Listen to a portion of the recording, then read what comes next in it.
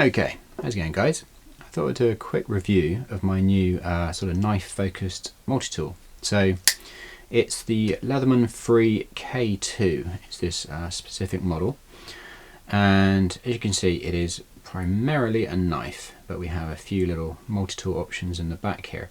So Leatherman, I think they brought this out about 3 months ago or so. They brought out the K2, the K4, the K2X and the K4X.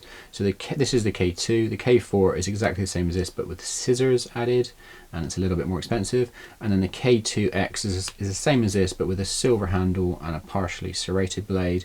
And then there's K4X, which is a silver one with partially serrated blade and scissors. So that's the range of their new knife focused multi-tool. They also, I think roughly about the same time, they brought out the T range, T4 and the T2, which are Leatherman's little, pretty much a Swiss Army knife. It's their sort of squarely aiming at the Swiss Army knife market. I went for one of these K2s because I wanted to do it with something that was knife focused. So quick look at the packaging. Not a lot to see there. It's just a card which explains the locking mechanism and whatnot. Leatherman Free. Yeah, not a huge amount to look at, so let's move that out of the way.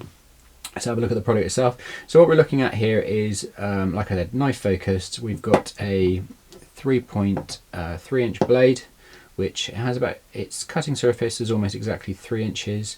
A little bit of extra steel there. It's lockable.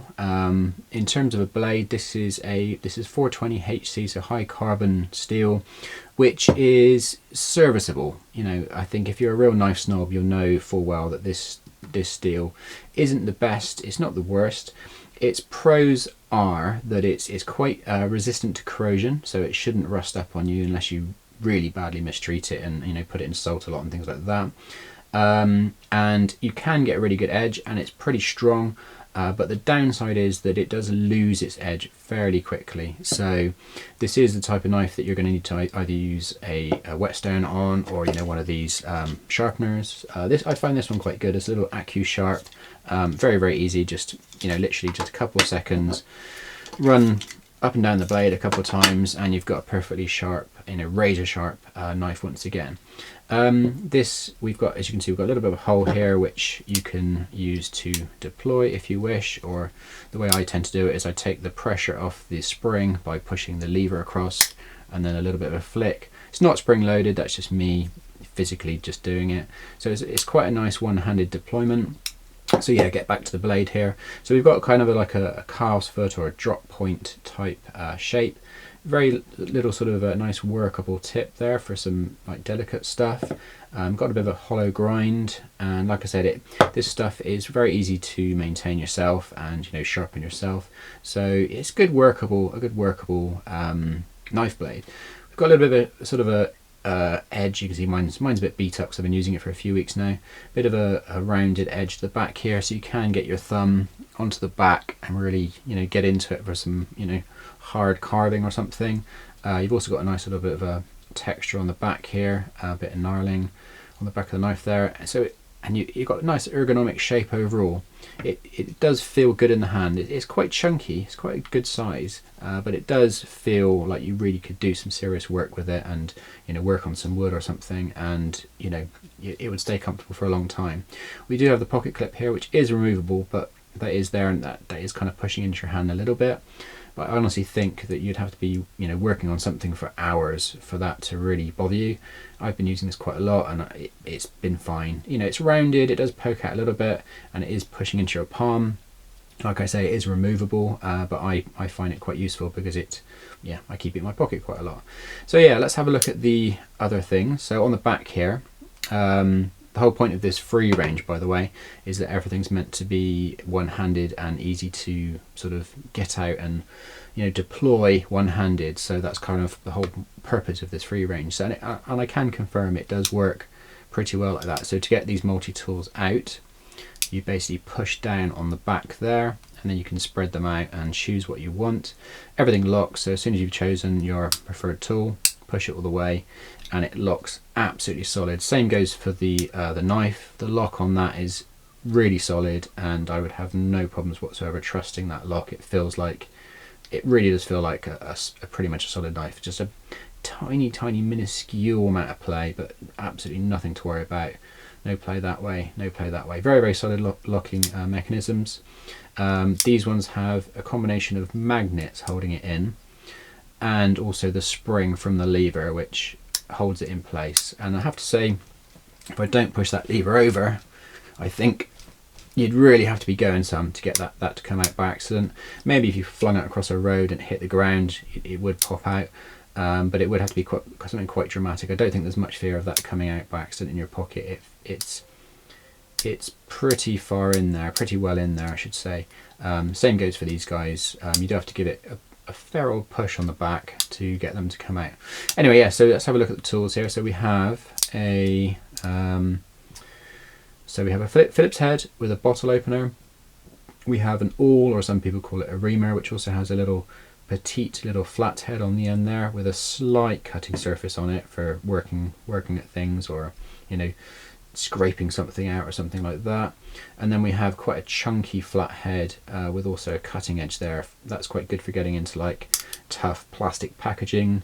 I mainly use it as a flat head, and I also use it quite a bit for like prying the lids off of paint cans, things like that. It's quite chunky and quite thick, so it feels like you could really, get a really tough paint can lid open if you needed to. So that's your three options. And as Phillips heads go, I would say this is a really good one. It works on anything from medium small up to medium large. There's one here. This is a fairly chunky size Phillips head, and like I said, it locks really well, and the knife itself is fairly ergonomic, so it really does feel like you can use it as a proper tool. Really can use it as a proper tool and get in there, and if it's a really stubborn screw, I don't think you'd have too much of a problem with any of these tools. They'll lock in there quite nicely, and the overall everything just feels solid. It feels really well made. This isn't plastic, this is some sort of alloy. If you compare it to like this is the C33, one of their older knives, and this feels cheap and plasticky compared to this. This feels solid and robust.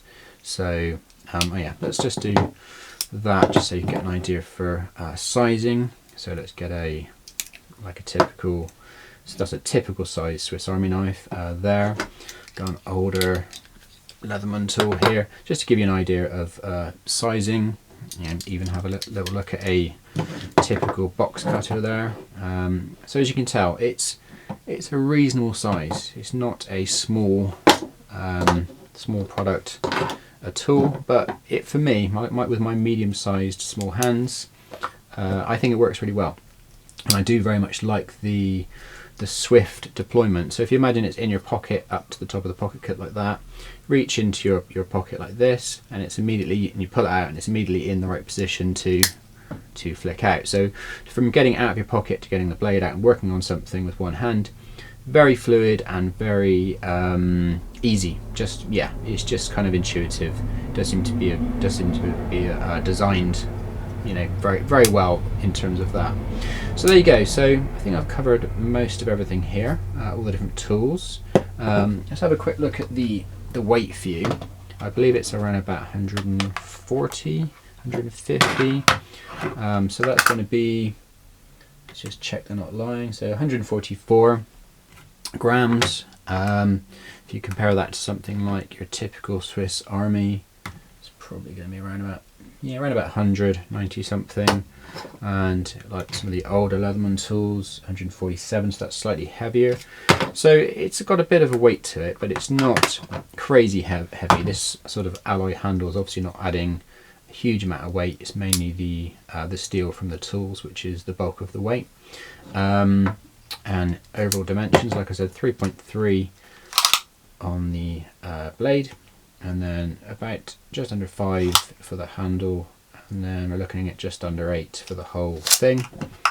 In terms of thickness, obviously with the scissors, the K4, that's slightly thicker again, but this one, this one's kind of just over ½ an inch for the actual handle, and then with the pocket clip it's getting up to 3/4 of an inch, basically, by about an inch there, and then it narrows here at the shoulder. So with the levers on both sides, so deployment and, you know, if you're lefty, should be absolutely fine because the levers push through to both sides, the locking levers, and everything's very, very symmetrical. This is removable, like I said, so we can take this off and pop this on the other side, no problem. So if you're a left-handed person, that'll do, that's what I was looking for. Shouldn't be a problem. And yeah, so overall, I've been very happy with this. Like I said, price-wise, not cheap. It should, in my humble opinion, it should be a bit less than what it is. They're going for about $80 in the States for this one, $90 for the ones with scissors, the K4, which is doable in the UK because these are made in America.